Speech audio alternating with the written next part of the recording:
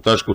Prelazimo na sljedeću tačku, izvještaj o akcionom planu za implementaciju preporuka Skupštine građana Mostara. Evo ovdje izvjestilac piše predsjednik Gradskog vijeća grada Mostara. Tu je s nama i šef službe, znači koji najviše pratio ovu realizaciju, gospodin Šaravanja, a ja ću samo u uvodu reći par rečenica. Vama je poznato da je u 7. mjesecu 2021. godine održana Skupština građana grada Mostara gdje je učestvovalo 47 članova Skupštine građana i da je grad Mostar prvi u tom procesu deliberativne demokracije, znači u regiji ovdje, a da je tema i izabrana od strane ovih Skupštine građana bila kako grad Mostar može poboljšati čistoću javnog prostora i učiniti ga prijatnijim.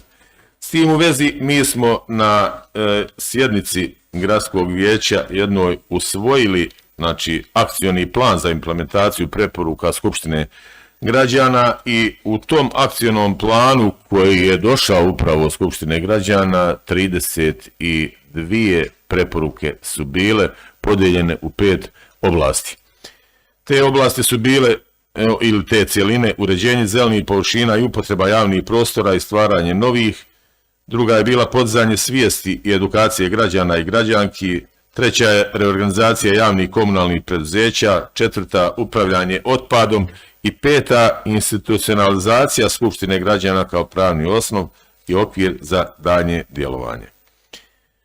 Ovdje u ovom planu ja želim pohvaliti prvi dio ovog izvještaja, to je akcioni plan za implementaciju preporuka Skupština, do ovog samog, znači, tematskih cjelina i ovih izvještaja po svakoj tački onog akcionog plana.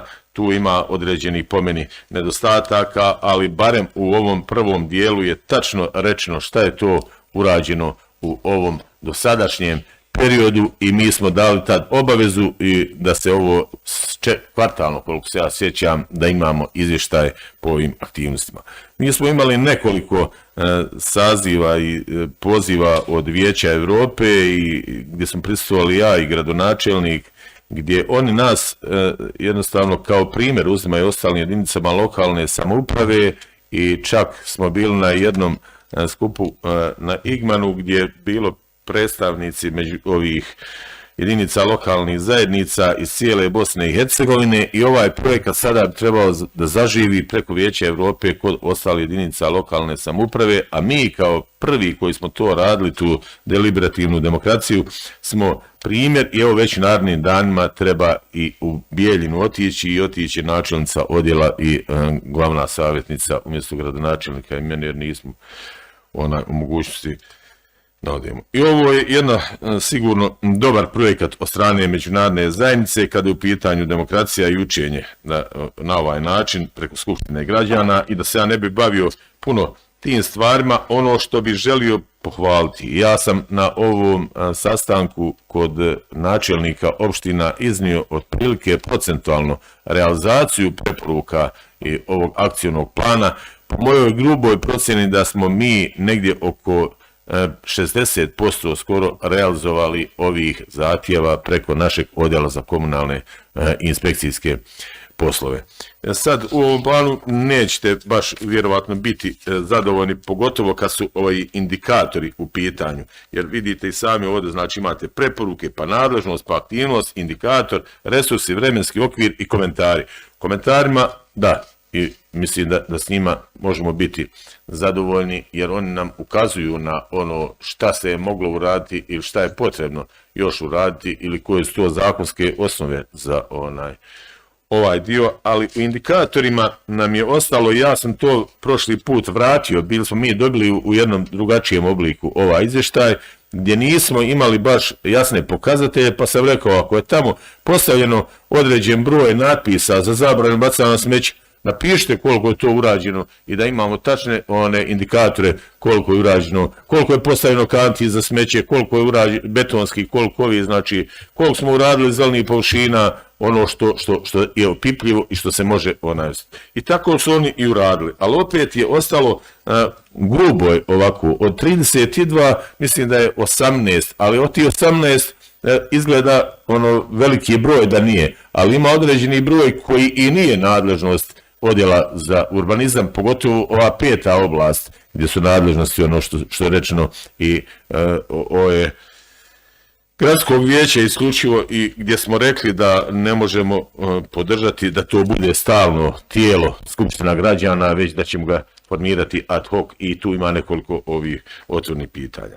Ali evo, možda bi dobro bilo da Šaravanja kao šef službe, malo da ja ne pričam puno, ipak je ovo služba radila, ipak je ovo da on ovo što misli da treba istaći iz ovoga izvještaja, da može reći. Izvolite samo za govornicu. Izvolite, gospodine Šaravanja. Isprika, jer nisam imao dnevni red pred sobom, po ovoj drugoj točci sam se spremao, tako da evo da se ne bi baš... Dobro, ja ću onda ovo raditi, evo pomoći mi Haris Nazrajić malo, jer ovo je bio zadužen za ovaj dio sa Vijećem Evrope, koordinaciju oko Vijeća Evrope. Ovo što bi ja htio istaći, znači više radi ovih koji nas prate, znači da je stvarno prema preporuci Skupštine građana Mostar poduzeo niz aktivnosti koje se tiču unapređenja javnog zelenila i gradske čistoće. Pa revitalizacija postoji zelenih partera oko stambenih blokova sa ciljem povećanja broja ovih dendrokultura i ostalih hortikulturnih elemenata. Ista se planiraju nadomjestiti u periodu od 3 godine kroz jesenju i ranu proljetnu sadnju. Radi se o par stotina stabala, pa sadnji tih gabarita nije moguće obaviti u kraćem roku jer je potrebno osigurati dodatna materijalna sredstva, ali već se je počelo raditi. U aprilu i julu 22. godine izvršena je rekonstrukcija zelenila kružnih tokova, što je primjetno na lokalitetima Rondo, Splitska ulica, ulica Kralja Tomislava, ulica Kneza Višeslava, kružni tok na sjevernom izlazu iz grada Mostara i trenutno se radi i na južnom kružnom toku na ulazu u grad Mostar s juga. 22. godine zasađene nove zelene površine u razdelnim pojasima ulice Antije Starčevića sa pratećim drvoredom Brijesta. Izvršena je sadnja u razdelnom pojasu ulici Kralja Tomislava i dijela Rudarske ulice. Na navedenim lokalitetima ugrađeni su i sistemi za navodnjavanje, pušten je rad bušotina iza gimnazije Fra Grga Marčića. U planu je sadnja novih zelenih površina razdelnog pojasa, znači na južnom kružnom toku i izlazu iz grada, ugradnja vodonatapnih sistema na južnom kružnom toku kod spajanja na magistralu M17. U 22. godini Mostar izvršio nabavku 25 metalnih korpi, 9 betonskih parkovskih korpi i 6 okruglih kanti i planirane su još sredstva u budžetu i ova sredstva koja smo dobili od Vijeća za Evropu da ovo izvršimo i nabavimo. Evo, ja ne bi puno vas zamarao, posebno bi još istakao Bunicu. Znači, ovaj rekreacioni centar koji smo i rekli da je ovdje već urađeno dosta aktivnosti i u ovom izvještaju i stoji da je dole postavljeno i 8 WC kabina, postavljeno 7 kontejnera i 10 kanti i 110 za otpad koji su jedno sedmično prazne. Postavljene zapreke za reguliranje parkiranje. Pa dobro, ovdje tako piše, a to je dobra volja pa radimo i 3 puta. I zato Bunica nam i treba biti ogledni primjer za ove aktivnosti koje provodimo po ovome dijelu. Evo, da vas ne bi zamarao, pošto je već to pri kraju, Haris, ako imaš ti nešto dodati, evo gospodina Zrajić, izvolite. Evo, poštovanje, dobar dan, ja ću isto samo malo kratko referirati se na, znači 16.11. mi smo kao vijeće donijeli zaključak kad smo i usvojili ovaj akcioni plan i mislim da možemo biti zadovoljni time da svi članovi zaključka se otprilike provode. Pa tamo kaže da se sve tačke iz akcionog plana uvrste u program zajedničke komunalne potrošnje, što je gradska uprava, odnosno nadležni odjel i učinio, što znači ispunjava zaključak gradskog vijeća. Također, na osnovu preporuke Skupštine građana, gradonačelnik će preko nadležnog odjela pokrenuti projekte sa Evropskom unijom i nastaviti dobru saradnju sa Vijećem Evrope. To me svjedoče iz posljednji projekti uređenja 2 dvorišta u mostarskim školama Ilije Jakovljevića i Šeh Juje. Znači, akcioni plan je zaživio u gradskoj upravi, on se aktivno provodi. Da li možemo biti zadovoljni do kraja s njime? Mislim da treba malo pojačati implementaciju preporuka Skupštine građana. Neke od stvari koje bi valjalo, pošto imamo mi kao gradsko vijeće, gradska uprava odgovornost na provođenjem ovog akcionog plana i kako ste predsjedniče rekli da od 32 preporuke 18 njih nije ispunjeno. Ja mislim da ovdje dosta stvari nije uvršteno, a što je bilo dio komentara ili indikatora od prošlih nekih puta. Pa evo ja ću samo kratko da se referiram na neke stvari. U tematskoj cjelini 2, samo moment.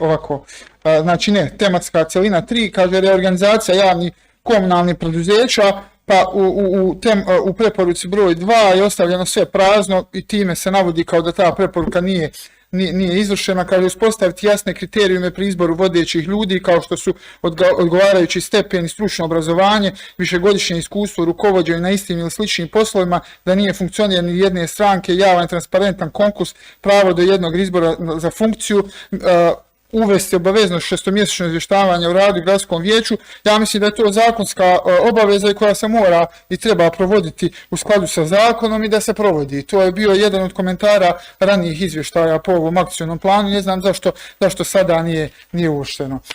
Također u tematskoj cjelini istoj 3, preporuka 3 kaže napraviti sistem objedinjenja naplate svih komunalnih usluga u gradu putem obaveznog potpisivanja ugovora između građana sa jedne i grada Mostara sa druge strane.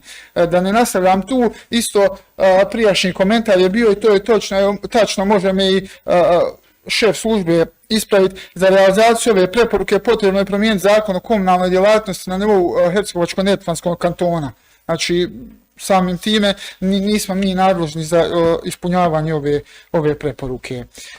Također imamo u istoj tematskoj cjelini 3, 6, napraviti novu sistematizaciju radnih mjesta kojim će se smanjiti administracija, povećati broj direktnih izvršioca. Mislim da je isto ranije bio komentar da je dat naputak svim javnim preduzećima da teže većoj produktivnosti kroz bolju organizaciju, preraspodjelu poslova i odgovornost sa više direktnih izvršioca na terenu. Prakse se provode i odgovaraju ukupnoj strategiji reformisanja komunalnih preduzeća koju provodi grad.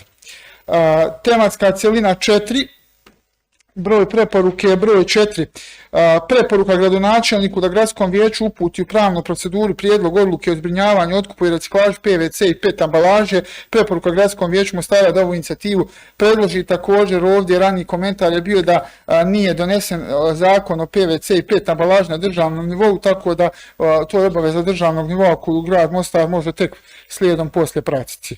I u tematskoj cjelini 5 koja je jako interesantna, a to je preporuka gradonačelniku da u suradnji sa projektnim timom Vijeća Europe kreira rješenje za institucionalni format Skupštine građana, da se stavi u komentar, ja sam direktnoj komunikaciji, mislim da su ostali vijećnici sa službenikom Vijeća Europe. U 23. godini se već planira grant Vijeća Europe od 45.000 eura kojim bi bile organizovana naredna skupština građana u gradu Mostaru, koja bi bila posve oslonjena na službenike grada Mostara da je provedu. Pa evo to je jedan od načina kako da izvrši se institucionalizacija skupštine. Znači kao jedno ad hoc tijelo po nekim drugim temama koje su nama bitne u Mostaru, oko kojih treba da se postigne neki konsenzus i da se daju preporuke za implementaciju. Eto, hvala lijepo. I također možda da predložim predsjedniče vijeća da se napravi jedan kratak zaključak po ovom akcionom planu, da se u narednom periodu treba malo pojačati rad na implementaciji preporuka i uključiti sve kapacitete gradske uprave za unapređenje ovog modela Skupštine građana za 23. godinu, jer dobit ćemo vjerovatno grant od 45.000 eura i treba da to državni službenici, odnosno službenici gradske uprave provedu. Hvala lijepo. Hvala. Dalje, ko se javlja? Vesna, gospođo Šunjić, izvolite.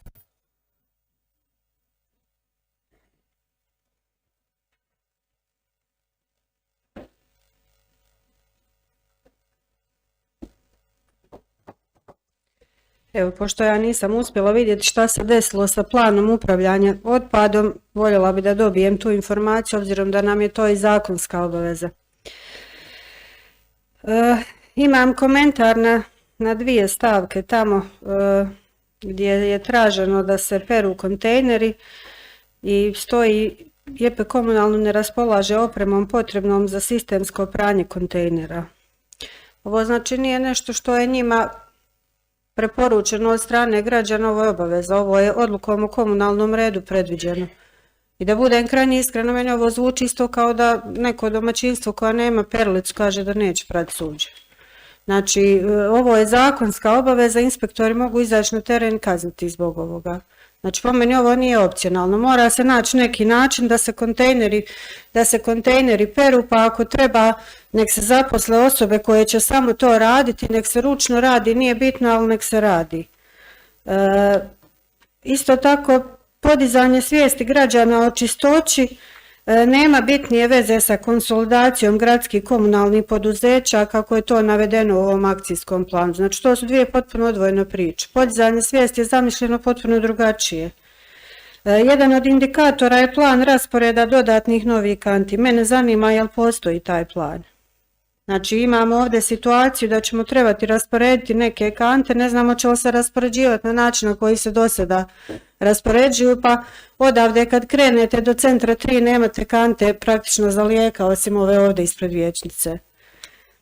Isto tako mi još uvijek nemamo operativne i dinamičke planove. Znači to je bila isto jedna od stvari koja se jako često spominjala, a to još uvijek nemamo, znači još uvijek nam je nepoznanica kad se šta radi. Ali evo, plan upravljanja otpadom me jako zanima, pošto je to temelj svega, pa samo bi voljela vidjeti gdje smo tu, obzirom da je to jedan od indikatora, nemamo nikakav komentar na to. Hvala Vesna. Dalje ko se javlja? Nema više prijavnih kandidata. Evo ja mogu konstatovati ovo što je Vesna rekla i ova pitanja što je postavila. Ovo su pitanja na koje će treba dati odgovor odjel za komunalne inspekcijske djelatnosti, ali ja mislim da ovaj zaključak što je dao vijećnik Nazarajić, znači i dodati sa ovim upitima od vijećnice Šunjić prema odjelu za komunalne poslove i dodati da do kraja godine dobijemo još jedan detaljan izvještaj, znači uz ove naše preporuke koje smo ovdje rekli, da od odjela za komunalne djelatnosti očekujemo još jedan izvještaj, jer u onom našem prvom zaključku je stajalo da ćemo imati kvartalne izvještaje po ovom akcionom planu. Evo, ja dajem na glasanje ovaj zaključak sa prijedlogom ovo što je Vesna dodala i ja, da se skrene pažnja odjelu za komunalne djelatnosti. Ko je za? Hvala. Protiv? Nema. Suzdržanih? Nema. Konstatujem da smo ovaj akcioni plan i primili k znanju uz ovaj zaključak o kojem smo se izjasnili. Zatvaramo ovu tačku, prelazimo na sljedeću tačku dnevnog reda, odluka o utvrđivanju jediničnih cijena proizvoda i usluga obavljanja djelatnosti zajedničke komunalne